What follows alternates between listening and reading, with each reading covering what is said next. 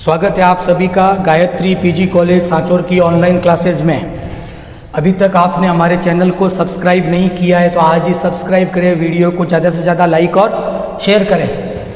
Topic चल रहा था हमारा प्रीवियस ईयर के क्वेश्चंस पेपर और हमने शुरुआत की थी बीएससी पार्ट 3 के first paper animal physiology and biochemistry के 2018 के यूनिवर्सिटी के पेपर से और हम चल रहे थे सेक्शन बी में। तो करीब करीब हम 4 शॉर्ट नोट अभी तक डिस्कस कर चुके हैं। अब यूनिट 3 के 2 शॉर्ट नोट पे आज हमारा फोकस रहेगा। तो 2018 में यूनिट 3 से जो पहला क्वेश्चन आप लोगों से पूछा गया था वो था ऑक्सीजन ट्रांसपोर्ट बाय ब्लड, रुधिर के द्वारा ऑक्सीजन का परिवहन। और अथवा में आपके दूसरा क्वेश्चन था वो था अनुकंपी और परानुकंपी तंत्रिका तंत्र का प्रभाव। तो डिस्कस करते हैं अपन पहले शॉर्ट नोट से और वो है रुधिर के द्वारा ऑक्सीजन के परिवहन पे। चलो शुरू करते हैं, कैसे होगा। नंबर 1 क्या चीज डिस्कस की, नंबर 1 और नंबर 2, फिर मैं डिटेल चलता हूं, पहले थोड़ा सा समझते हैं इसको। ऑक्सीजन का ट्रांसपोर्ट यानी परिवहन, सीधी सी बात है हमारे शरीर में ये काम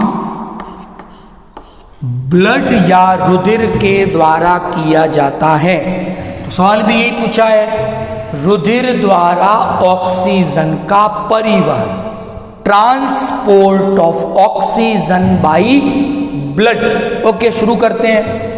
तो क्या बात बताई वैज्ञानिकों ने, अप्रोक्सीमेटली 1.5% टू 3% ओनली, केवल कितना कि कुल ऑक्सीजन के परिवहन का लगभग, बहुत कम मात्रा बताई मैंने, 1.5 to 3%, केवल इतना हिस्सा ऑक्सीजन के परिवहन का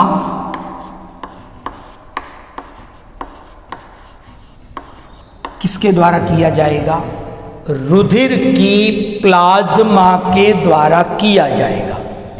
कैसे होगा, 1-2 लाइनें एग्जाम में हमको लिखनी होती। पहले तो इतना लिख दें कि ऑक्सीजन के कुल परिवहन का मात्र ओनली 1.5 to 3% जो है वो परिवहित होगा ब्लड की प्लाज्मा के द्वारा। अब प्लाज्मा में ऐसा क्या है कि वो ऑक्सीजन का परिवहन करे, तो हम साथ में जोड़ेंगे कि प्लाज्मा में वाटर है, जल है। तो इतना हिस्सा ऑक्सीजन का वो प्लाज्मा के जल में डिसॉल्व हो जाएगा, घुलित अवस्था में आ जाएगा और उसी डिसॉल्व स्टेट में इतने % ऑक्सीजन का ट्रांसपोर्ट हो जाएगा। यहां तक ठीक। अब बात है कि जब प्लाज्मा में वाटर था तो इतना ही हिस्सा क्यों गया, तो एक चीज बड़ी इंपॉर्टेंट है, ऑक्सीजन जल में अधिक घुलनशील नहीं है। इस कारण बहुत कम मात्रा में ऑक्सीजन का परिवहन प्लाज्मा के द्वारा घुलित रूप में हो पाता है। एक जानकारी होगी, ये 2 लाइनें आपको एग्जाम में लिखनी है। नंबर 2, बचा हुआ अब कितना है, लगभग 97 to 98.5% की मैं बात कर रहा हूं। मोस्ट ऑफ, अधिकांश ऑक्सीजन का परिवहन कौन करता है, आरबीसी करेगी। आरबीसी के लिए सही नाम आपको पहले भी बताया है, इरिथ्रोसाइट्स करती हैं। तो एक बड़ी मात्रा में ऑक्सीजन का ट्रांसपोर्ट इरिथ्रोसाइट्स या आरबीसी के द्वारा किया जाता है। अब आरबीसी में इसके लिए क्या अरेंजमेंट है, या इरिथ्रोसाइट में ऐसा क्या है कि वो इतनी बड़ी मात्रा में ऑक्सीजन का परिवहन कर पाती है। तो हम देखते हैं आरबीसी के अंदर इस काम के लिए एक प्रोटीन उपस्थित है जिसका नाम है हीमोग्लोबिन। एक प्रकार का श्वसन वर्णक रेस्पिरेटरी पिगमेंट है और ये हीमोग्लोबिन आरबीसी या इरिथ्रोसाइट में भरा हुआ है और ये हीमोग्लोबिन ऑक्सी हीमोग्लोबिन के रूप में ऑक्सीजन के ट्रांसपोर्ट का काम करता है। तो जैसे ही आपको क्वेश्चन पूछा गया एग्जाम में, तो आप 2-3 बातें तो इस बारे में लिखें, प्लाज्मा में घुलित रूप में ऑक्सीजन का परिवहन, दूसरा आरबीसी में ऑक्सी हीमोग्लोबिन के रूप में ऑक्सीजन का परिवहन। 2 बातें हुई। अब ऑक्सीजन का परिवहन जब पढ़ रहे हैं और हम पढ़ रहे हैं कि सबसे ज्यादा परिवहन तो इस रूप में हो रहा है, यानी आरबीसी में इरिथ्रोसाइट में ऑक्सी हीमोग्लोबिन के रूप में हो रहा है। तो हमें पढ़ना चाहिए किसके बारे में, हीमोग्लोबिन के बारे में। तो एक छोटा सा डिस्कशन एग्जाम में हमें लिखना चाहिए हीमोग्लोबिन के बारे में। तो डिस्कस करते हैं। हीमोग्लोबिन जो है वो एक प्रकार का संयुग्मी प्रोटीन है, कॉन्जुगेटेड प्रोटीन है। और जो प्रोटीन कॉन्जुगेटेड है उनकी क्वालिटी क्या होती है, haemoglobin is a conjugated protein. Hindi में मैंने क्या कहा है इसे, ये एक संयुग्मी प्रकार का प्रोटीन है। और जब ये कॉन्जुगेटेड है, तो कॉन्जुगेटेड प्रोटीन मतलब हम जानते हैं कि ऐसे प्रोटीन में पॉलीपेप्टाइड श्रृंखलाएं तो होगी, एमिनो एसिड्स तो हैं, एमिनो एसिड्स के अलावा एक भाग ऐसा भी होना चाहिए जो नॉन प्रोटीन हो, जो एमिनो एसिड से बना हुआ नहीं हो। तो जब हम हीमोग्लोबिन की संरचना देखें तो वहां 2 तो है आपके अल्फा पीपीसी, 2 है आपके बीटा पीपीसी। ओके, इसके अलावा अब बात कर रहे हैं किसकी, ये तो पीपीसी हो गई, प्रोटीन वाला पार्ट हो गया इसका। जो नॉन प्रोटीन पार्ट है वहां पर एक हीम ग्रुप है। और टोटल हीम ग्रुप कितने होते हैं हीमोग्लोबिन में, 4 हीम ग्रुप हैं। हीम का मतलब ये आयरन कंटेनिंग है, लोह युक्त है। तो आयरन युक्त हीम ग्रुप है और कितने, 4। तो क्या होता है, ऑक्सीजन का एक अणु एक हीम ग्रुप से जुड़ जाता है। और हीमोग्लोबिन में हीम ग्रुप कुल कितने हैं, 4। तो इस प्रकार ऑक्सीजन के 4 अणु हीमोग्लोबिन के 4 हीम समूह के साथ जुड़ गए। अब जो यौगिक बना उसका नाम दिया ऑक्सी हीमोग्लोबिन। यहां तक ठीक। अच्छा, यहां पर जो ये ऑक्सी हीमोग्लोबिन बना, ये एक अस्थाई यौगिक है, मतलब रिवर्सिबल क्रिया है, ये उत्क्रमणीय अभिक्रिया है कि ऑक्सी हीमोग्लोबिन बन भी गया और ऑक्सी हीमोग्लोबिन वियोजित होकर हीमोग्लोबिन अलग हो जाए और ऑक्सीजन को मुक्त कर दे। इस तरह की प्रक्रिया है ये। तो ये जानकारी भी हम लिख देंगे। तो हमने एक सामान्य सी जानकारी पढ़ी किसके बारे में, हीमोग्लोबिन के बारे में। अब कुछ महत्वपूर्ण बातें क्या किया हमने कि एक ग्राफ बनाया, एक प्लॉट बनाया किसके किसके बीच में। एक तरफ तो हमने लिया ऑक्सीजन का आंशिक दाब। मैंने एक वीडियो गैसेज ट्रांसपोर्ट पे अलग से बनाया था, शरीर में गैसों का परिवहन और गैसों का आदान प्रदान। तो आप उसको देखना, तो क्या होता है कि शरीर के अलग अलग भागों में ऑक्सीजन का आंशिक दाब अलग अलग होता है। PO2 partial pressure of oxygen is very in different part of body. जैसे वायु कुप्पिकाओं में ऑक्सीजन का आंशिक दाब अलग होगा, पल्मोनरी कैपिलरी में ऑक्सीजन का आंशिक दाब अलग होगा, कोशिकाओं के चारों ओर जो बाह्य कोशिकीय तरल है वहां ऑक्सीजन का आंशिक दाब अलग है। तो अलग अलग जगह ऑक्सीजन का आंशिक दाब अलग है। तो क्या किया कि एक अक्ष पर तो लिया ऑक्सीजन का आंशिक दाब और दूसरे अक्ष पर लिया सैचुरेशन कि हीमोग्लोबिन जब ऑक्सीजन से जुड़ेगा तो वो संतृप्त होता जाएगा। बात ठीक है। तो एक अक्ष पर तो ले लिया हीमोग्लोबिन की संतृप्तता को प्रतिशत में, एक तरफ ले लिया ऑक्सीजन के आंशिक दाब को और एक प्लॉट बनाया। इसको हम ऑक्सी हीमोग्लोबिन डिसोसिएशन कर्व या ऑक्सी हीमोग्लोबिन वियोजन वक्र के नाम से जानते हैं। तो जब हम ये ग्राफ बनाते हैं तो हम क्या देखते हैं कि ऑक्सीजन का आंशिक दाब बढ़ा तो हीमोग्लोबिन की संतृप्तता है, वो प्रतिशतता है, वो भी बढ़ती जाएगी। लेकिन जब हम ग्राफ खींचते हैं तो देखते हैं कि वो ग्राफ हमें ऐसा स्ट्रेट लाइन नहीं मिलता है, हमें वो ग्राफ इस तरह से मिलता है, सिग्मोइड मिलता है। इस ग्राफ को हमने नाम दिया ऑक्सी हीमोग्लोबिन वियोजन वक्र। बात याद रहेगी। अब ऑक्सीजन और हीमोग्लोबिन कब बनेंगे, कब वियोजन होगा, तो आपको एक बात पहले तो याद रखनी है। शरीर में जहां कहीं ऑक्सीजन का आंशिक दाब उच्च होगा, कहां होता है, वायु कुप्पिकाओं और पल्मोनरी कैपिलरी, वहां आदान प्रदान हो रहा है। तो वायु कुप्पिकाओं से ऑक्सीजन आई पल्मोनरी कैपिलरी में, CO2 चली गई विपरीत दिशा में।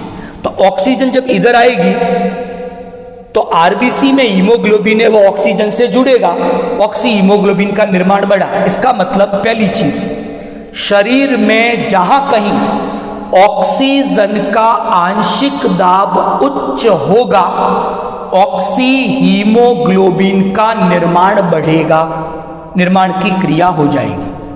उल्टा, और जहां कहीं शरीर में CO2 का आंशिक दाब बढ़ जाए या ऑक्सीजन का आंशिक दाब कम हो जाए, कहां, ऊतकों में जाए, टिश्यू में जाए, जहां ऑक्सीजन का आंशिक दाब कम है तो ऑक्सी हीमोग्लोबिन का वियोजन हो जाएगा, वो ऑक्सीजन को मुक्त कर देगा। तो ये एक उत्क्रमणीय प्रक्रिया है। अगली जानकारी हमें ये लिखनी है। तो कर्व के बारे में समझ में आया, वो स्ट्रेट नहीं है, वो सिग्मोइड प्रकार का है। इस अक्ष पर मैंने ऑक्सीजन का आंशिक दाब लिया है, इस अक्ष पर मैंने हीमोग्लोबिन की संतृप्तता प्रतिशतता को लिया है। तो ग्राफ मुझे स्ट्रेट नहीं मिलकर कैसा मिला, सिग्मोइड प्रकार का मिलेगा। यहां तक ठीक। अब जो ऑक्सी हीमोग्लोबिन वियोजन जो कर्व है, इसको प्रभावित करने वाले कारकों के बारे में बात करते हैं। ज्यादा नहीं, 3-4 बातें डिस्कस करेंगे क्योंकि केवल शॉर्ट नोट है। पहला कारक ऑक्सीजन का आंशिक दाब, जहां ऑक्सीजन का आंशिक दाब ज्यादा होगा ऑक्सी हीमोग्लोबिन का निर्माण बढ़ेगा, एक। नंबर 2, CO2 का आंशिक दाब। अच्छा, एक चीज समझना, CO2 क्या करती है, पानी के साथ क्रिया करके अम्ल बनाती है, कार्बोनिक एसिड बनता है H2CO3। तो क्या होगा कि अगर CO2 का आंशिक दाब बढ़ा, इंक्रीज हुआ, तो pH घटेगा, बढ़ेगा, pH कम हो जाएगा क्योंकि अम्लीयता बढ़ती है, तो pH कम हो गया। तो CO2 का आंशिक दाब बढ़ा या pH में कमी हुई, दोनों चीजें क्लियर है। तो ये ऑक्सी हीमोग्लोबिन जो वियोजन वक्र है वो शिफ्ट हो जाएगा राइट डायरेक्शन में, इस तरफ, यानी ये वियोजन होने लगेगा, टूटने लगेगा। यानी अब ऑक्सीजन और हीमोग्लोबिन की संतृप्तता घटी, ये जो कर्व है वो राइट डायरेक्शन में शिफ्ट हुआ। इस घटना को हम कहते हैं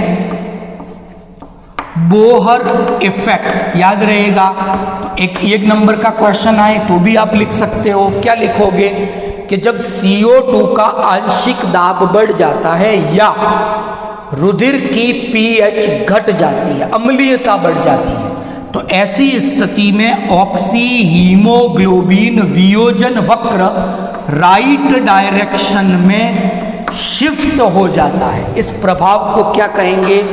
बोहर प्रभाव के नाम से जाना जाता है। ऐसा ही एक तीसरा केमिकल है, उसका भी प्रभाव है इस पर। उस केमिकल का नाम है, नाम आप याद कर लेंगे, 2,3-BPG। पूरा नाम है 2,3-बाई या बिस फॉस्फोग्लिसरेट।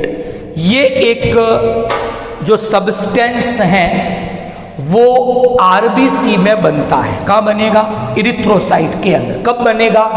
ये दो स्थितियों में बन सकता है। या तो हम हाई एल्टीट्यूड, अधिक ऊंचाई पर पर्वतीय स्थलों पर जाएं जहां पर वायुमंडलीय दाब में कमी आ जाती है, तो उस समय इरिथ्रोसाइट में 2,3-BPG बनता है। ये 2,3-BPG क्या करेगा? कम दाब पर ही ऑक्सी हीमोग्लोबिन से ऑक्सीजन को वियोजित कर देगा, क्योंकि जो हाई एल्टीट्यूड है वहाँ ऑक्सीजन का वहाँ वायुमंडलीय दाब तो कम है, अधिक ऊंचाई पर्वतीय स्थलों पर। जब वहाँ पर वायुमंडलीय दाब कम है तो ऑक्सीजन का आंशिक दाब भी कम होगा।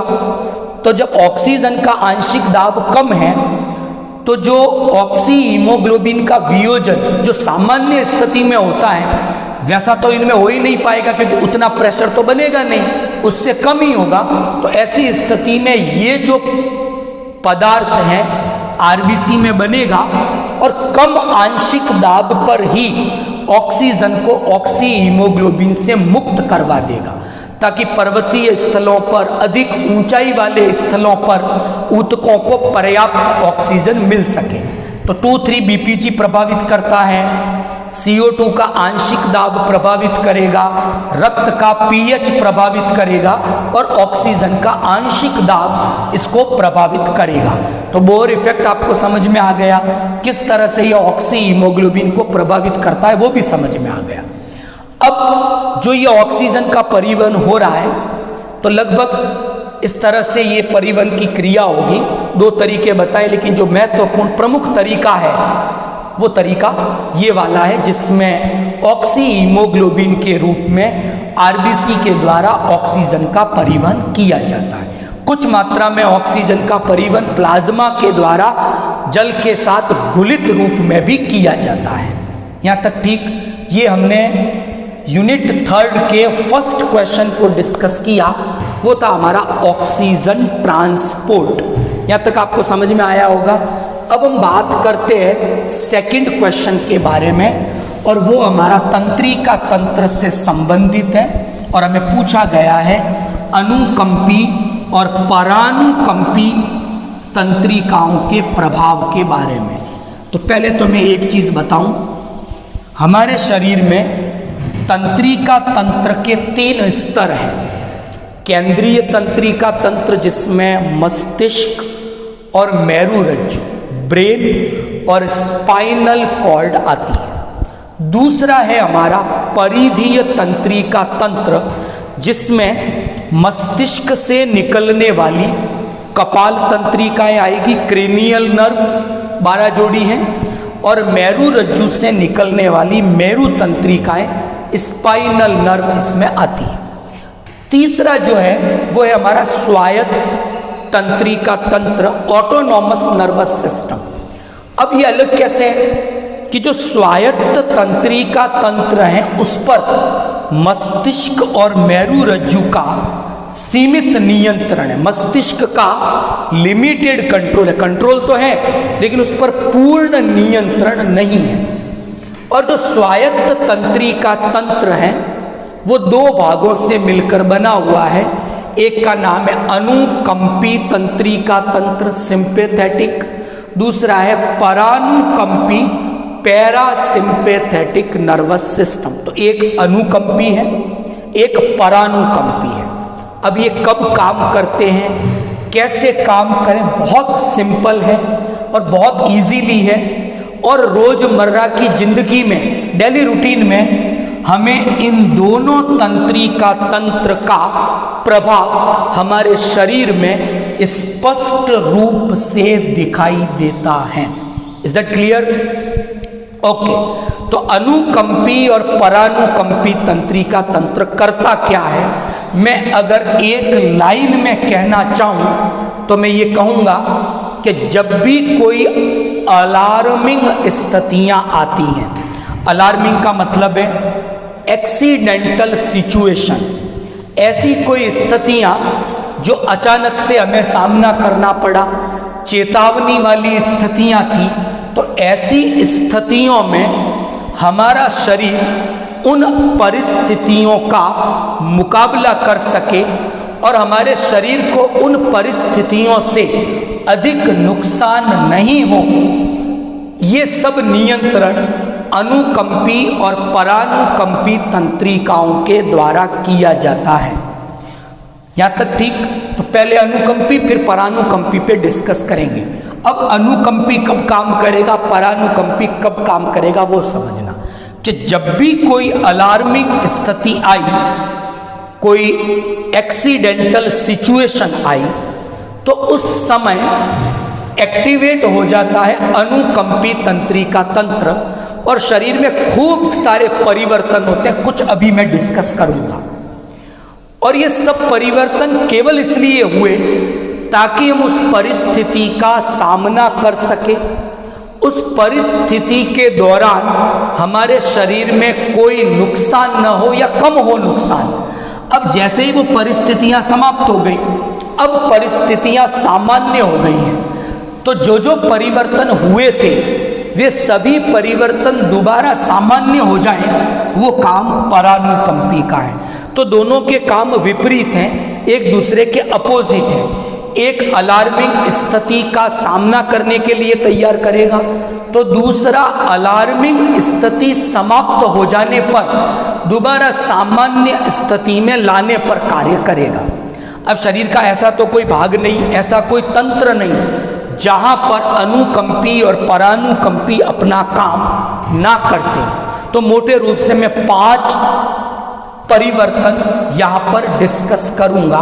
पहली बात करते हैं सिंपैथेटिक के बारे में। नंबर 1, पहला परिवर्तन इस समय होगा जो अनुकंपी के द्वारा होगा।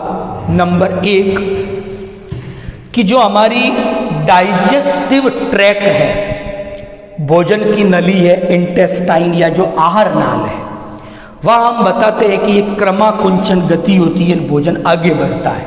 तो वहाँ पर ऐसी तंत्रिकाएं हैं जो स्वायत्त तंत्रिकाएं हैं, वो उसकी भित्ति में उपस्थित हैं। तो जैसे ही कोई अलार्मिंग स्थिति आई, आहार नाल या जो हमारी पाचन नली है, वहाँ पर जो क्रमाकुंचन गति थी वो धीमी हो जाएगी। भोजन अब आगे की ओर स्लोली बढ़ेगा, तेजी से आगे नहीं जाएगा। भोजन के पाचन की क्रिया स्लो हो जाएगी, धीमी हो जाएगी। पहला परिवर्तन हुआ।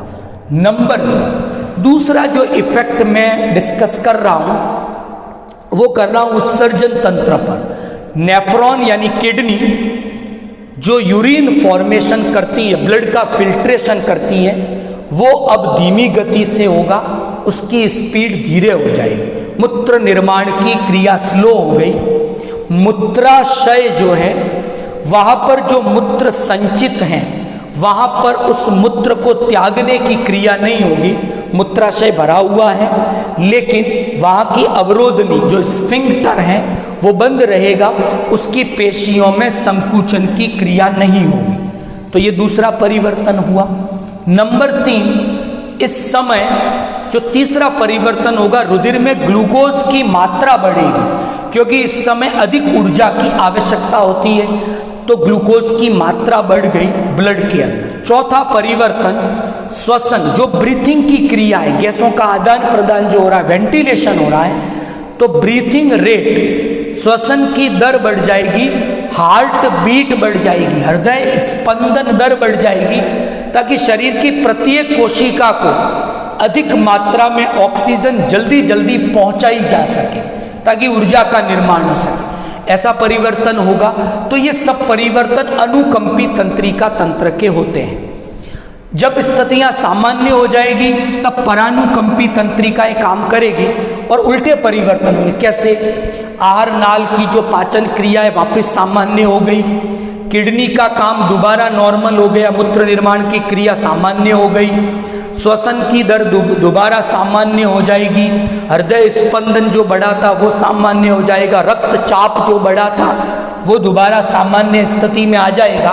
तो ऐसे परिवर्तन परानुकंपी तंत्रिकाओं के अंतर्गत होते हैं। तो ये दोनों विपरीत में काम करते हैं। अच्छा, इस समय दो हार्मोन भी अपना काम करते हैं जो एड्रीनल ग्रंथि के मेड्यूला वाले भाग से बनते हैं। एक का नाम है एपिनेफ्रिन, दूसरे का नाम है नॉर एपिनेफ्रिन। इन्हें हम एड्रीनलिन, नॉर एड्रीनलिन के नाम से भी जानते हैं। ये भी इस समय अपना कार्य करते हैं। जब हम हार्मोन डिस्कस करेंगे या वो कोई क्वेश्चन आएगा तो उस समय उन हार्मोनों के बारे में भी हम डिस्कस करेंगे। तो मोटे रूप से ये ध्यान रखना है, ये स्वायत्त तंत्रिका तंत्र के दो भाग हैं। प्रतिकूल परिस्थितियों में, चेतावनी वाली स्थितियों में हमारे शरीर को सुरक्षित बनाए रखना, हमारे शरीर को तैयार करना ऐसी स्थितियों के लिए ये इनका काम है। ये दोनों एक दूसरे के विपरीत कार्य करते हैं और क्या क्या परिवर्तन आते हैं वो हमने आज डिस्कस किए। तो आज हमने यूनिट 3 के सेक्शन बी के ये 2 क्वेश्चन डिस्कस किए। कल यूनिट 4 के 2 क्वेश्चंस डिस्कस करेंगे। Thank you all of you.